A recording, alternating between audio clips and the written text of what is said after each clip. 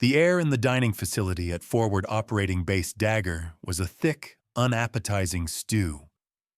It was composed of three primary ingredients: the lingering ghost of yesterday's powdered eggs, the sharp, metallic tang of industrial-grade disinfectant, and the pervasive, gritty scent of airborne dust that had journeyed thousands of miles from a forgotten desert to settle here, in this pocket of humid, hostile jungle. Fluorescent lights hummed a weary, monotonous tune from the ceiling, their pale light reflecting off the condensation-slicked metal of the serving line and the scuffed linoleum floor. It was a place built for function, not comfort, a temporary monument to the organized chaos of military life, and its atmosphere was as heavy and oppressive as the armor plate on a main battle tank. The cacophony was constant. The loud clang of dropped metal trays, the scrape of chairs against the floor, the overlapping roar of 100 conversations shouted over the noise, all of it forming a single, undifferentiated wave of sound that washed over the occupants without pause. Seated alone at a small two-person table near the buzzing coolers of electrolyte drinks was a woman. She was, by any measure, profoundly unremarkable. If one were forced to describe her, the words would be plain, simple, and few. She wore sterile olive-drab fatigues, devoid of any rank, name tape, or unit patch. They were clean but rumpled, as if they were a temporary loaner set. Her hair, a nondescript brown, was pulled back in a severe, functional bun that allowed no stray strands to escape. She wore no makeup, no jewelry, save for a standard-issue black digital watch. Her features were even but forgettable, and her posture, while not slumped, was one of quiet containment. She ate with a slow, mechanical efficiency, her eyes scanning the room not with curiosity, but with a kind of placid, data-gathering neutrality. She was a ghost in the machine, a blank space in a room full of vibrant, loud personalities. To the casual observer, she was a civilian contractor, perhaps an administrator or a logistics clerk, someone airlifted in to manage spreadsheets in a climate-controlled container, utterly divorced from the real, visceral world of the warriors around her. Holding court at the center of the room, the gravitational center of the facility's social universe, was Gunnery Sergeant Marcus Thorne. Gunny Thorne was the antithesis of the quiet woman. He was a man carved from Marine Corps recruiting posters, a living embodiment of institutional pride and aggressive masculinity. His massive, barrel-chested frame was packed into a desert tan t-shirt that strained at the seams, revealing arms like knotted ropes, covered in a vibrant tapestry of tattoos that chronicled a career of deployments and bravado. His face looked like it had been chiseled from granite and left out in the sun, all hard lines and rugged topography. His voice was a gravelly boom that needed no amplification, a natural command frequency that cut through the DFAC's ambient noise. Authority did not just cling to him. It radiated from him like heat from a furnace, a palpable force that drew younger Marines into his orbit like moths to a flame. He laughed loudly, a percussive sound that made heads turn, and held his fork like a weapon, punctuating his stories of bar fights and firefights with aggressive stabs at his food. He was the king of this castle, the apex predator of this particular ecosystem, and he surveyed his domain with the unearned confidence of a man who had never once considered the possibility that he was not the most important person in any room he occupied. The inciting incident, when it came, was born of nothing more than inconvenience. Gunny Thorne, having drained his third cup of coffee, rose from his throne to get a refill. His path, a direct, uncompromising line from his table to the coffee urns, was partially obstructed by the small table where the woman sat. Her chair was tucked in, her presence minimal, but she was nonetheless an object in his path, a disruption to his forward momentum. A lesser man might have sidestepped. A polite man might have offered a simple, "Excuse me." Gunny Thorne was neither. He stopped, looming over her small table, casting a shadow that swallowed her completely. The younger Marines at his table fell silent, sensing a performance was about to begin. The Gunny enjoyed an audience. He looked down at her, a smirk playing on his lips. He did not address her directly at first, instead pitching his voice for the benefit of his followers. "Look at this. Taking up a whole table. Some people just don't get it. This isn't some coffee shop back in the States, sweetheart." The woman did not look up. She continued to methodically cut a piece of overcooked chicken on her plate, her movements economical and precise. She gave no indication she had heard him. This, more than any retort, was fuel for Thorne's fire. In his world, a challenge, even a silent one, had to be met with overwhelming force. His condescension thickened, dripping with theatrical pity. "Hey, I'm talking to you," he said, his voice dropping a register into a more menacing growl. He nudged her table with his boot, just enough to make the water in her glass tremble. "This is a war zone. We got Marines who need to eat. You can't just camp out like you're waiting for your yoga class to start." The woman finally paused. She placed her knife and fork neatly on her plate, parallel to one another. Slowly, deliberately, she lifted her head. Her eyes, a cool and unsettling shade of gray, met his. There was no fear in them, no anger, no emotion at all. It was like being studied by a piece of advanced diagnostic equipment. Her gaze was a void that reflected nothing back at him. It was profoundly unnerving. "You are mistaken," she said. Her voice was quiet, level, and carried a strange, clipped precision. It was not a plea or a defense.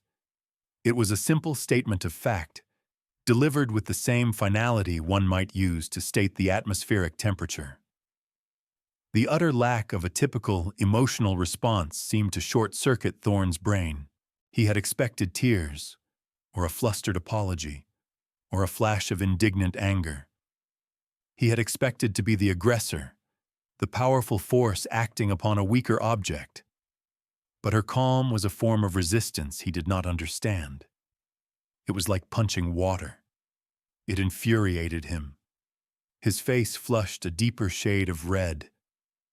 The jackal was dancing at the edge of the lioness's kill radius, utterly convinced it was the one in control.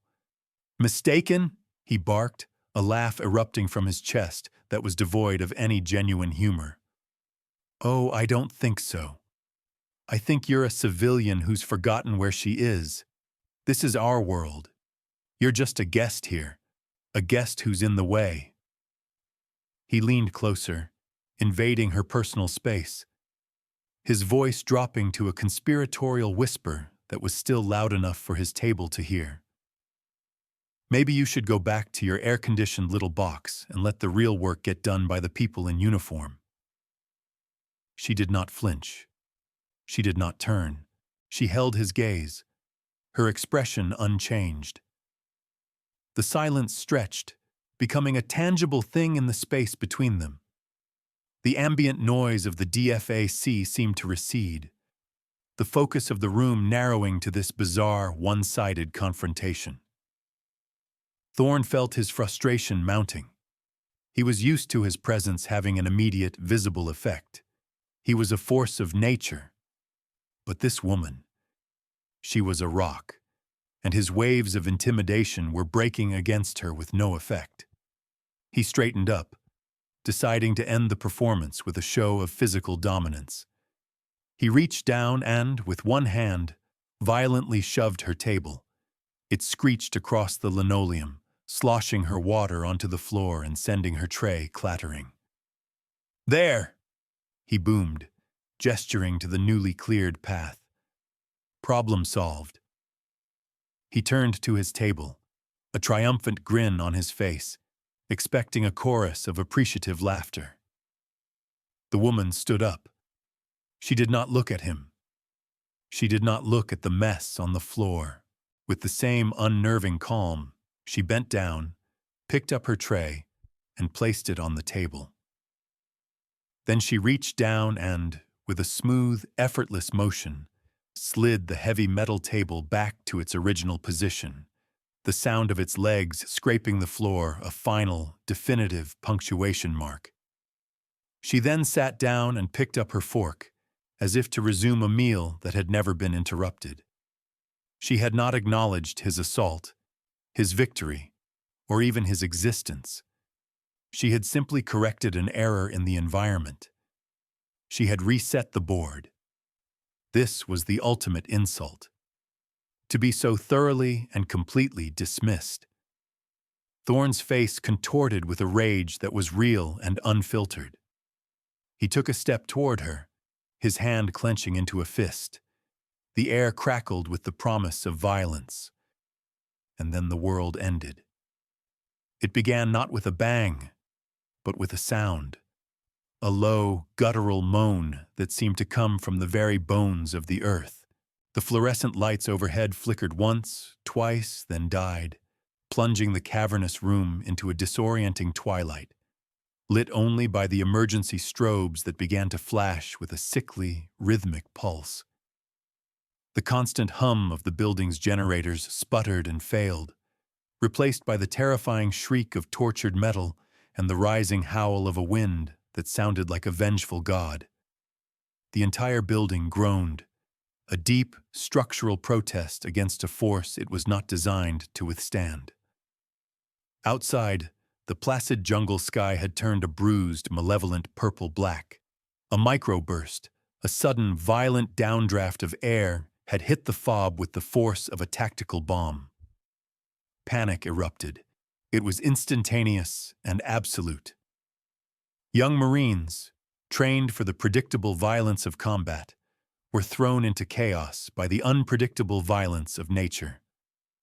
Chairs were knocked over as people scrambled for cover that did not exist. Shouts of confusion and fear replaced the earlier boisterous conversations. The ranking officer in the room, a young captain from logistics whose face had gone chalk white, began barking orders that were both textbook and useless.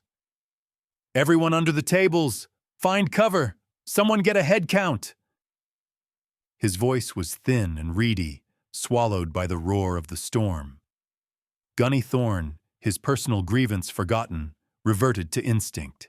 He bellowed, "Stay calm! Everyone stay calm!" But his voice only added to the cacophony.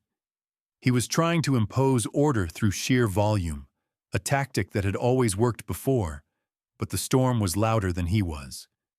He was a master of controlled violence, but this was chaos incarnate, and he had no tools to fight it. He and the captain represented the failure of conventional authority, their rank and bluster rendered impotent by a crisis that did not respond to shouting or standard operating procedures. They were yelling at a hurricane. In the midst of the pandemonium, the woman moved. The shift was breathtaking. The quiet, contained observer was gone, replaced by something else entirely. She rose from her chair not with panic, but with a fluid, terrifying purpose. Her movements were economical, stripped of all wasted motion. She was a blade that had just been unsheathed. While everyone else was reacting to the immediate chaos, her gray eyes were already scanning the room, assessing critical failure points. Her mind processing the unfolding disaster not as a threat, but as a complex, multi-variable problem set. She ignored the shouting captain and the bellowing gunny. They were noise, irrelevant data. Her focus was absolute. She moved through the panicked crowd like a swimmer navigating a strong current, her path direct and unwavering. Her destination was a small, forgotten alcove near the kitchen, where a bank of emergency communication consoles and power distribution panels were mounted to the wall. To most, It was just a collection of gray boxes with blinking lights. To her, it was the fob's central nervous system. She arrived at the panel, and her hands, which had so calmly held a knife and fork moments before, became a blur of controlled energy. She ripped open a protective casing, her fingers dancing across a series of breakers and switches. She did not hesitate. She did not consult a manual. She moved with the deep, instinctual knowledge of someone who understood the system, not as it was designed, but as it truly was, a fragile, interconnected web of dependencies. Then she spoke, and her voice cut through the storm and the panic like a surgeon's scalpel. It was not loud, but it possessed a quality of absolute, undeniable authority that seized the attention of everyone within earshot. "You," she said, pointing without looking at a young Marine cowering under a table, a communications specialist by the patch on his sleeve. "Get on that auxiliary handset. I need a sit rep from the J Knox. Tell them their primary comms array is compromised. I'm rerouting them through the tertiary satellite uplink, channel 79er. They have 60 seconds before the atmospheric interference renders it useless. Go. Now."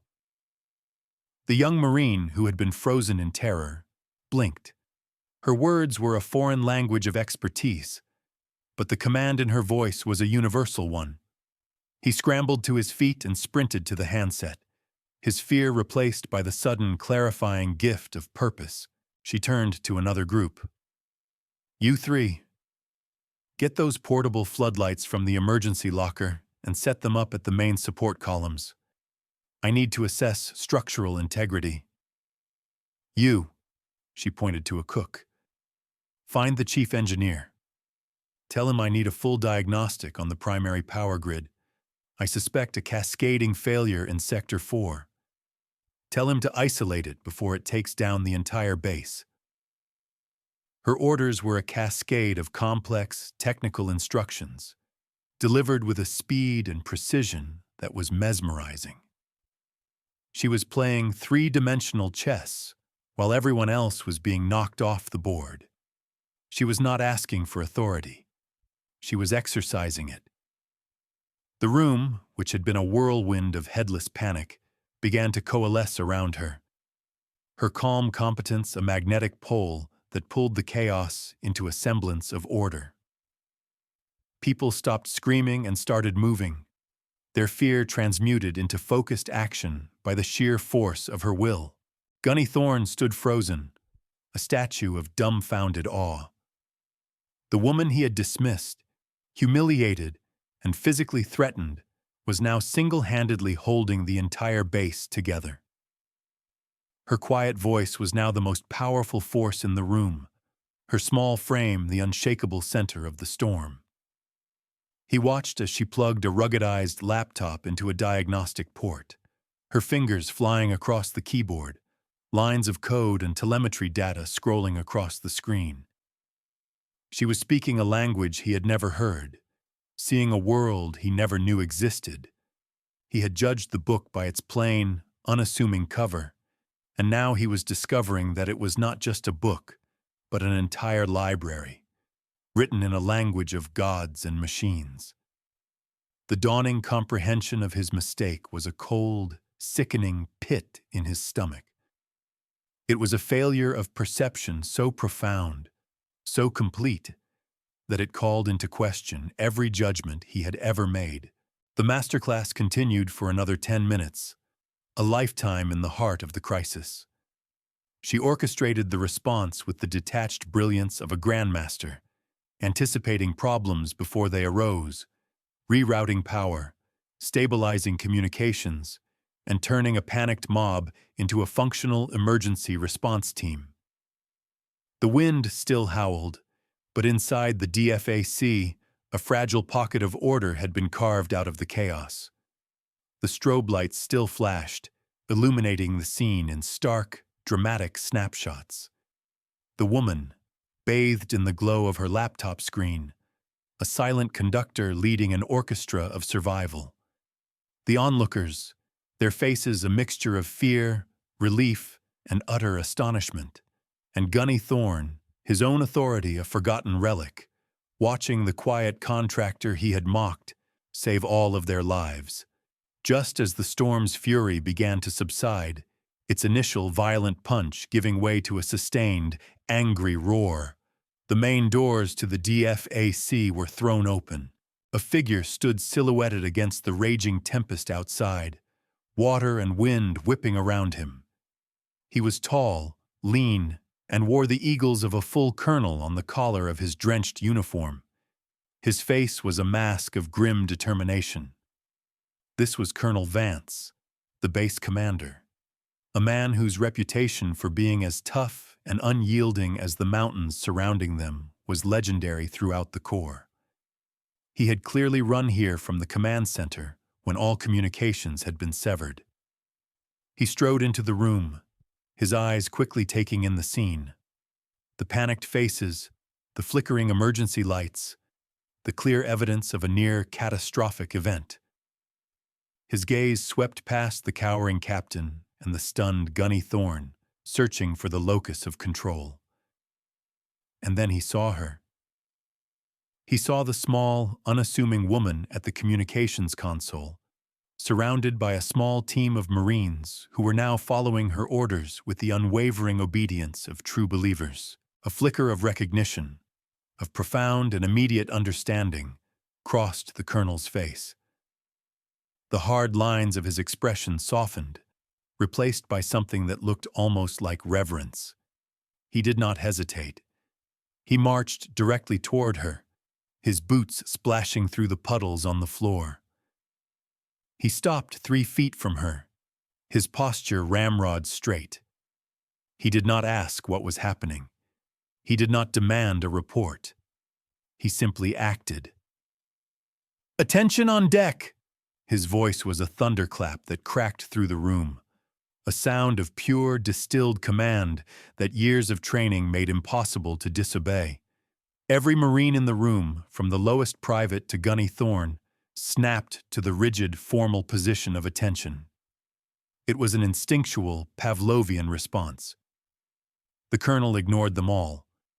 His focus was solely on the woman who had finally looked up from her screen.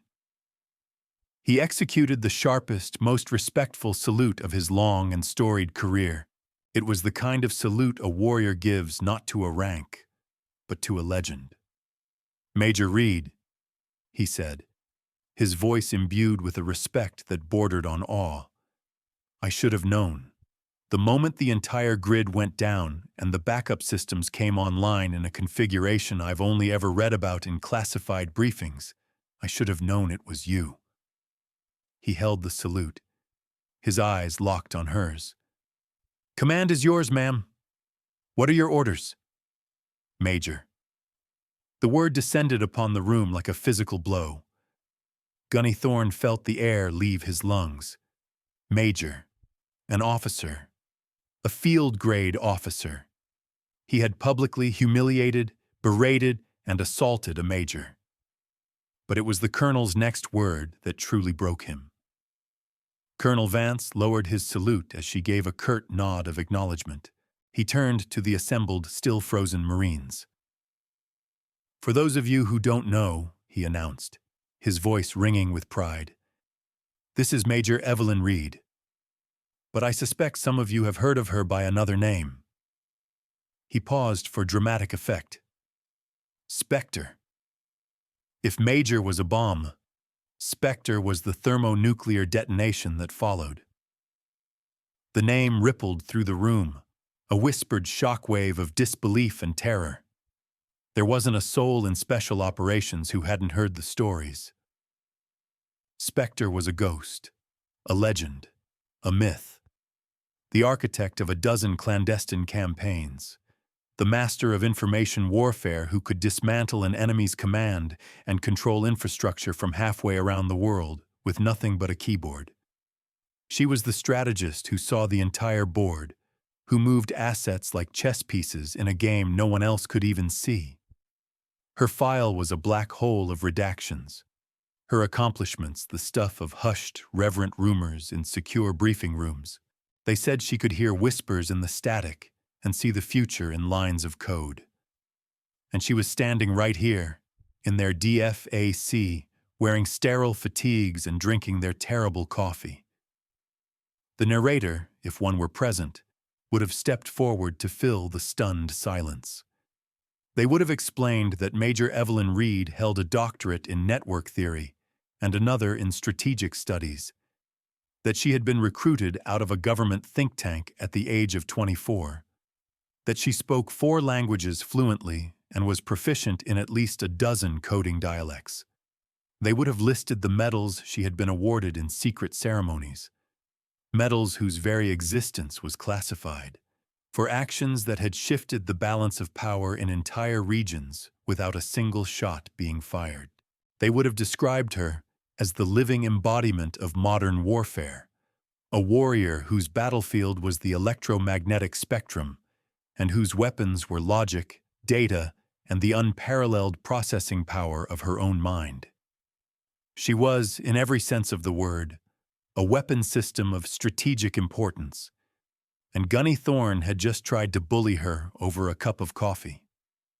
The crisis was averted. Under Major Reed's impossibly calm and precise direction, power was restored, communications were re-established, and the FOB was secured. The storm passed as quickly as it had arrived, leaving a trail of debris and a stunned, silent population in its wake. Through it all, she never raised her voice, never showed a flicker of stress. She simply solved the problem. When the last critical system was back online and the base had returned to a state of controlled readiness, Major Reed finally turned away from the console. The emergency lights were off, and the normal, humming fluorescents were back on, casting the room in their familiar, sterile glow. The moment felt surreal, like the end of a particularly vivid and terrifying dream. She surveyed the room, her gray eyes missing nothing. Finally, they came to rest on Gunnery Sergeant Thorne. He was still standing at attention, his body rigid, but his face was a ruin. The arrogant, confident mask had crumbled, revealing the pale, terrified man beneath. He looked like a defendant awaiting his sentence. Major Reed walked toward him, her footsteps quiet on the wet floor. She stopped directly in front of him. She did not yell. She did not lecture. She simply looked at him, and the silence was more damning than any tirade could ever be. When she finally spoke, her voice was low and clinical, the voice of a scientist dissecting a failed experiment. "Gunnery Sergeant," she began, her tone flat and devoid of emotion. "Your actions today constituted a critical tactical failure. Your initial assumption, based on my gender and lack of insignia, was a failure in intelligence gathering. Your subsequent escalation was a failure in emotional discipline. Your inability to assess the capabilities of personnel outside your narrow, conventional experience created a blind spot, a vulnerability."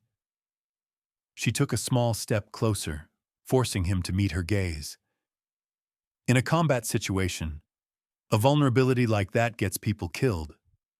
Your prejudice is not a personal failing, Gunnery Sergeant. It is a tactical liability that this unit cannot afford. You do not see the board clearly. You see only the pieces you expect to see." He swallowed hard, his throat dry. "Major, I apologize. There's no excuse." "There are no excuses," she agreed, her voice as sharp as broken glass. "Only outcomes. A formal reprimand would be entered into your file. You would likely be demoted. It would be a neat, tidy, and utterly useless punishment. It would teach you nothing except how to be more careful in your ignorance." She paused. "I require a more effective outcome." Colonel Vance, who had been observing from a respectful distance, now stepped forward. "Major, whatever you decide, you have my full support. The UCMJ is at your disposal.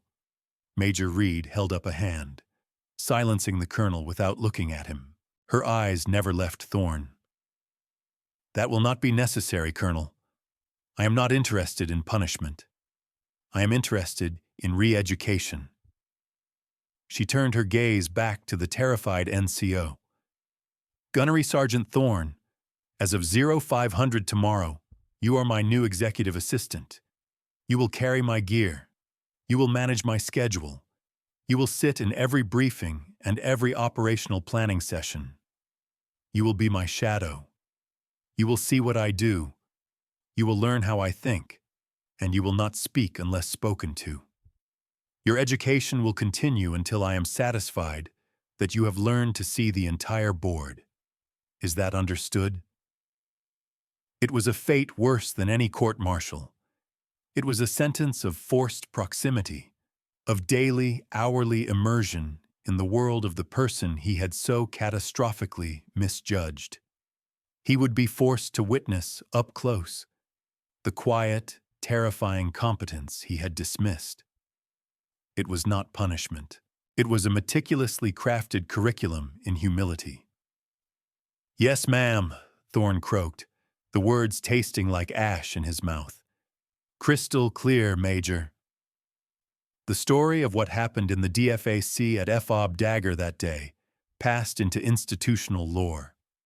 Like all such stories, it grew and changed with each telling.